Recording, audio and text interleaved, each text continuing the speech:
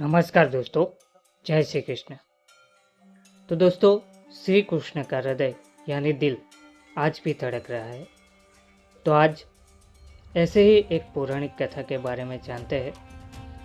इस मंदिर में आज भी धड़क रहा है श्री कृष्ण का दिल। क्या है इससे जुड़ी पौराणिक कथा?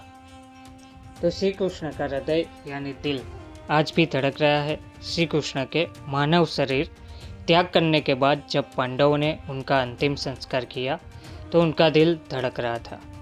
पांडवों ने उनके हृदय को समुद्र में प्रवाहित किया। भगवान श्री कृष्ण विष्णु जी के 8वें अवतार माने जाते हैं। उन्होंने द्वापर युग में धरती पर जन्म लिया था और फिर 125 साल की उम्र में कृष्ण ने अपने मानव शरीर को त्याग कर वैकुंठ प्रस्थान कर लिया था। इसके बाद पांडवों ने श्री कृष्ण की मानव देह का अंतिम संस्कार किया।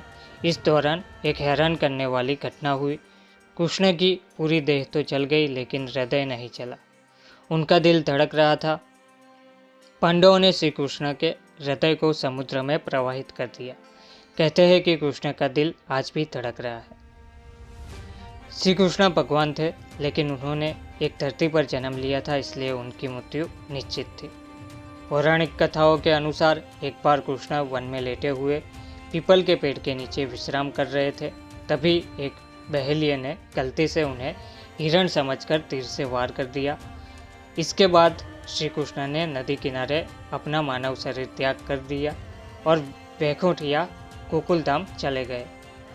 मृत्यु के बाद श्री कृष्ण के शरीर का क्या हुआ? तो पांडवों को जब यह खबर मिली तो वे द्वारिका पहुंचे। कृष्ण ने सोमनाथ वर्तमान गुजरात के पास अपनी देह त्यागी थी। पांडवों ने श्री कृष्ण के शरीर का रीति रिवाज से अंतिम संस्कार किया। तभी पांडवों ने देखा कि श्री कृष्ण का पूरा शरीर तो जल गया है लेकिन उनका दिल अब भी धड़क रहा है। उसमें से अग्नि निकल रही थी। इसे देखकर पांडव चकित हो गए। तभी आकाशवाणी हुई कि यह ब्रह्म का हृदय है, इसका नाश कभी नहीं हो सकता, यह ऐसे ही धड़कता रहेगा। इसके बाद पांडवों ने श्री कृष्ण के धड़कते हुए हृदय को समुद्र में प्रवाहित कर दिया। समुद्र में पहुंचने के बाद कृष्ण के हृदय ने लकड़ी के एक लट्ठे के रूप में बदल गए और फिर तैरते तैरते उड़ीसा, वर्तमान उड़ीसा के समुद्र तट पर पहुंच गए। तो उस बार राजा के सपने में श्री कृष्ण आए। जब कृष्ण का हृदय उड़ीसा के तट पर पहुंचा तो वहां के राजा इंद्रधुमन को उसी रात सपना आया। श्री कृष्ण ने सपना में राजा को दर्शन दिए। कृष्ण ने सपने में उनसे कहा कि वह समुद्र तट पर एक लकड़ी के लट्ठे के रूप में मौजूद है, उससे मूर्ति का निर्माण करवाओ। सुबह उठकर राजा समुद्र तट पहुंचे। वहां उन्हें लकड़ी का लट्ठा दिख गया। राजा इंद्रधुमन ने लट्ठे को लिया और फिर विश्वकर्मा की मदद से भगवान जगन्नाथ, बलभद्र और सुभद्रा की मूर्तियां तैयार की और फिर उसे पूरी वर्तमान ओडिशा के मंदिर में स्थापित करवाई।